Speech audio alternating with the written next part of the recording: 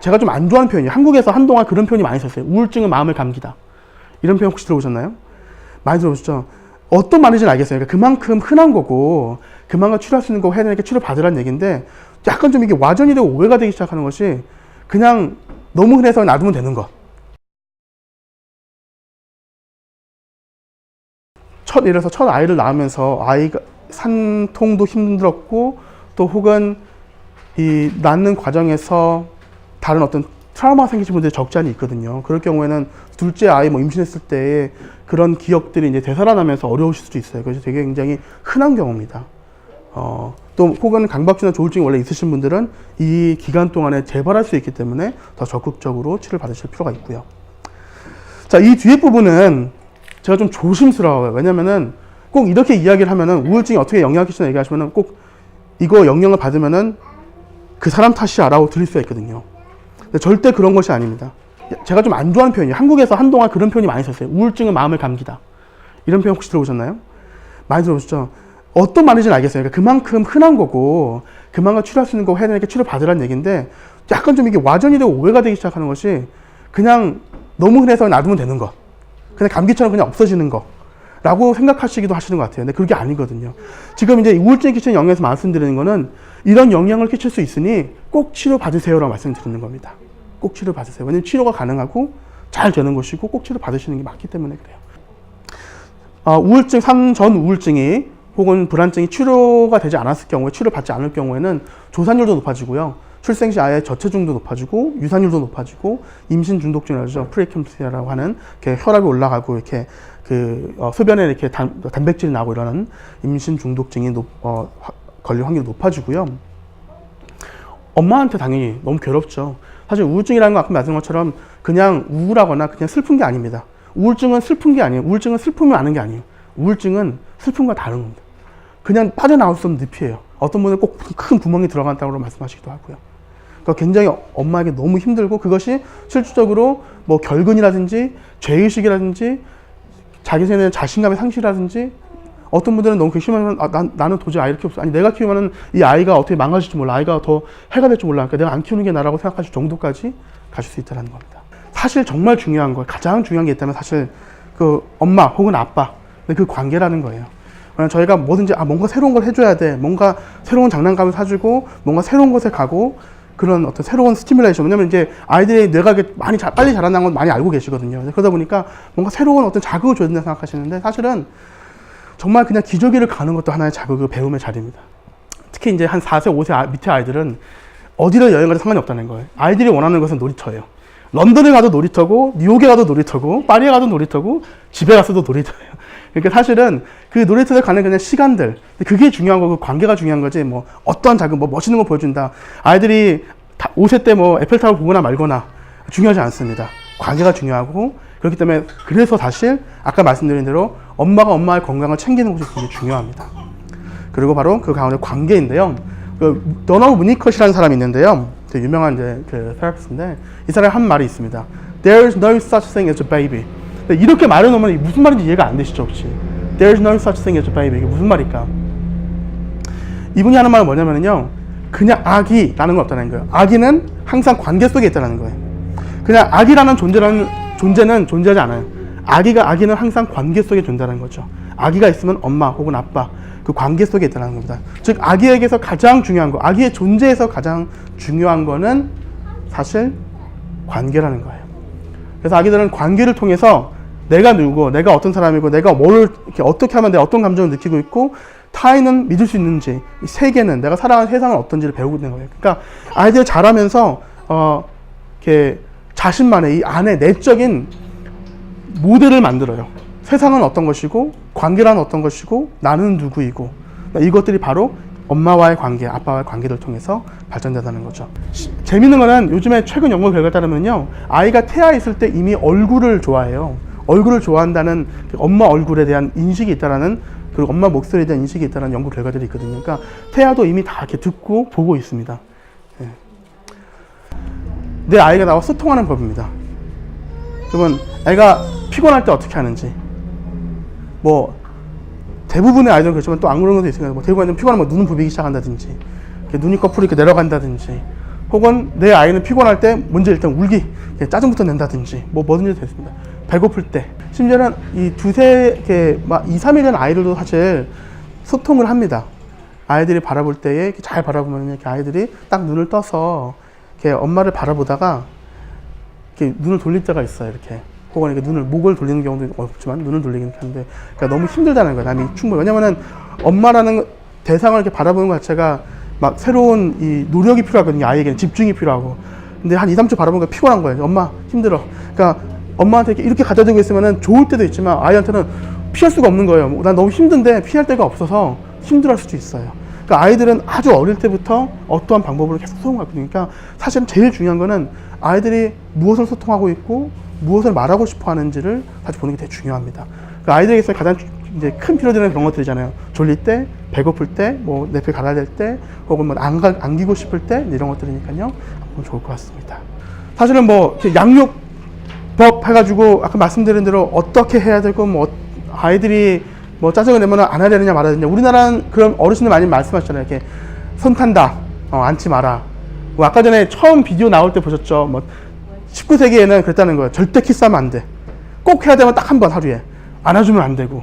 이렇게 말했단 말이에요. 그렇죠? 그런 식으로 방법적으로 어떤 행동을 해야 된다, 행동 안 해야 된다 말하는데, 정말 우리에게 아이들 관계에서 필요한 게 있다면은 사실은 아이들 향한 호기심입니다. 왜냐면 아이들이 이미 저 어릴 때부터 사실은 자기만의 생각이 있고 원하는 게 있거든요. 감정들이 있고. 근데 중요한 건 아이들이 자기가 뭔가는 감정은 있는데 그 감정이 뭔지를 몰라요. 그래서 사실 그거를 알려주고 처리해주는 게 엄마 역할이거든요. 엄마가 막 아이가 짜증이 나기 시작하면, 아, 그래, 너 힘들구나. 너 지금 짜증이 나는구나. 라고 말하면서 그 감정이, 그래도 괜찮아.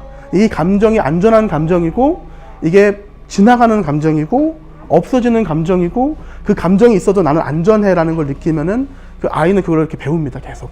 어릴 때부터 자기만의 수딩하는 방법을 배우거든요. 그렇기 때문에 호기심과 관찰하는 게 중요하고요. 세 번째가 사실 이겁니다. 내 감정 조절하기. 이제 우리 김윤 선생님 최근에 여기서 이제 그 앵거 매니지먼트를 하셨는데 사실은 되게 중요합니다. 근데 중요한 건 제가 나중에도 말씀드리겠지만 지금부터 계속 말씀드릴 건 뭐냐면요. 이 모든 것들을 100% 하시는 분이 있다면 굉장히 건강하지 않은 분입니다. 네. 그런 사람이 없거니와 만약에 그렇게 90%막 한다. 그거 굉장히 건강하지 않은 분이에요. 왜냐면은 사실 아이에게 필요한 부모는 완벽한 부모가 아니라 그냥 괜찮은 부모예요. 네, 괜찮은 부모.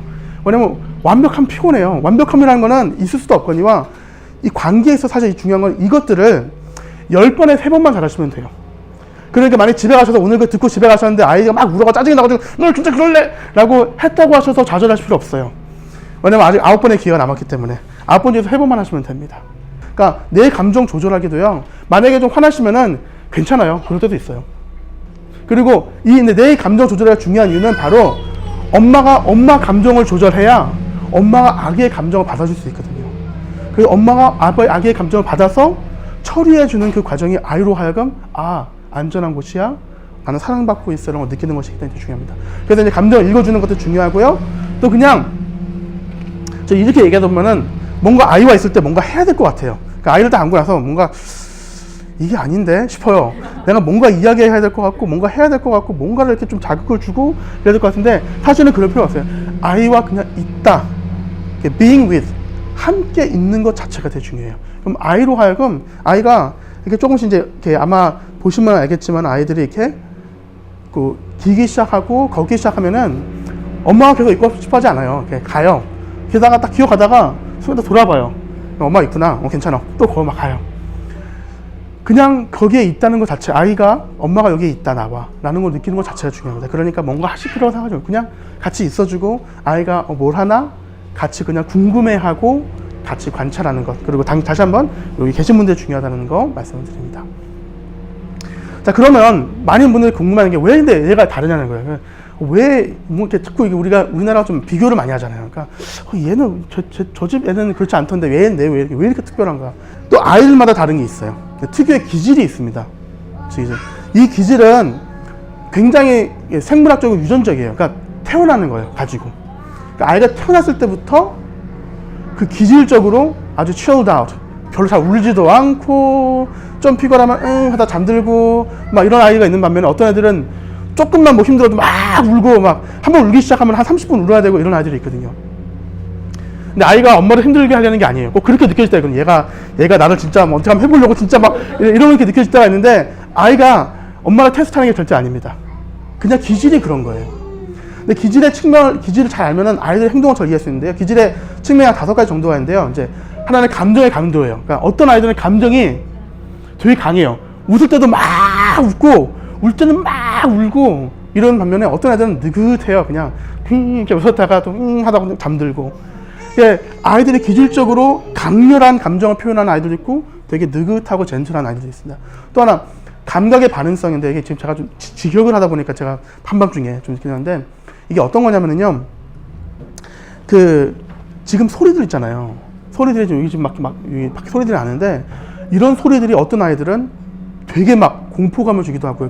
옛날에 장난감에 잭인더박스라고 아세요? 이렇게 막 돌리면 갑자기 툭 튀어나온 거 있잖아요. 어떤 애들은 그게 너무 재밌어요. 막 볼 때마다 막 깨르르는데 어떤 애들이 그걸 딱 보면은 굳어가지고 반응을 못하는 아이들도 있어요. 그러니까 감각적으로 감각이 되게 우리나라 예민하다 그러면 약간 어감이 좀 다른데, 그러니까 감각의 어떤 정도가 되게 센소리하게 높아서 많은 감각을 받아도 전혀 그게 재미있고 그게 즐거운 아이가 있는 반면에 조용해야 되고 또 좀 이렇게 센 어떤 강도의 어떤 변화 이런 것들이 되게 힘든 아이들인데, 이게 어른 때까지도 가요. 태어날 때부터 계속 가져가는 기질 중에 하나거든요. 또 하나 활동량 정도입니다. 활동량 정도라는 거는 예를 들어서 어떤 아이들은 되게 액티브해서 항상 막 돌아다녀야 되고 움직여야 되고, 어떤 아이들은 그냥 가만히 있어도 책만 그냥 앞에 펴만 놔도 그냥 편한 아이들이 있고요. 또 어떤 아이들은 수능성이 뭔가 변화가 있어서 변화를 되게 좋아하고 새로운 가는 것을 되게 좋아하는 아이들이 있는 반면에 그렇지 않아요. 변화에 대해서 되게 재밌어하고 즐거워하고 막 그게 막 자기에게 기쁨이 되는 아이가 있는 반면에 모든 변화가 힘든 아이들도 있습니다. 이게 나쁜 게 절대 아니에요. 그냥 기질이 다른 거지. 왜 이 기질을 이야기하면, 기질을 알면은요, 그리고 그 기질을 따라서 비슷한 상황에 다른 반응을 보이기 때문에 그게 절대로 나를 힘들게 하려거나 어렵게 하는 것이 아니라 아이들이 경험하는 게, 두 아이를 데려가는데 두 아이가 똑같은 상황에서 경험하는 정도가 다른 거예요. 이 아이에게는 이게 너무나도 재밌는 상황이고, 이 아이에게는 이게 너무나도 아주 공포감을 주고 힘든 상황일 수 있다는 거죠. 자, 그렇기 때문에 아이들이 왜 나 다르지, 이 아이는?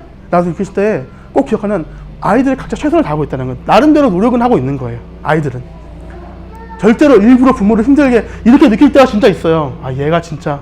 근데 절대로 힘들게 하려는 게 아니고요.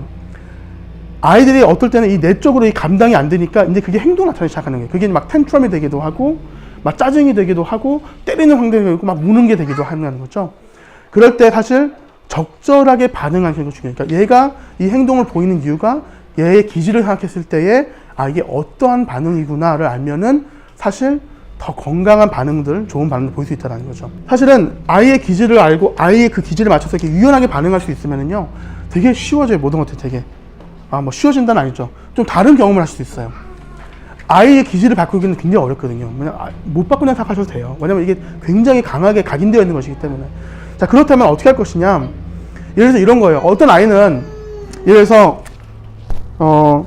다른 거 다 괜찮은, 좀 중간 정도인데 활동량이 굉장히 높다.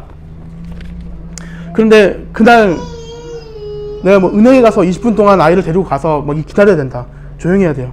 자, 그러면은 그게 되게 어렵거든요, 아이한테는. 그러면은 가기 전에 30분 동안 막 뛰어놀게 하는 거예요. 어디 가서. 그거를 어느 기질적으로 활동량이 많기 때문에 그걸 어느 정도 채우고 나면은 나중에 좀 다른 환경에 갔을 때도 조금 적응하기 쉬운 거죠.